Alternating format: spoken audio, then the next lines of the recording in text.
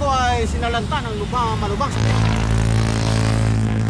Ako saan ang nakatulong ay may gamot tayo plus matinding exercise.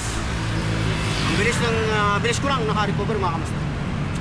Kaya yan ay isang halimbawa na kayo maniwala sa akin na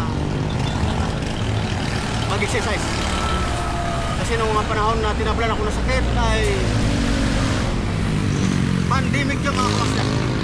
Pandemic quarantine. Kaya hindi ako makalabas para mag-exercise. Doon ako tinablan ng sakit. Eh tumaba ako ng gusto.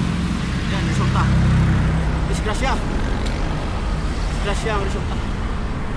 Pero ganun pa man, ay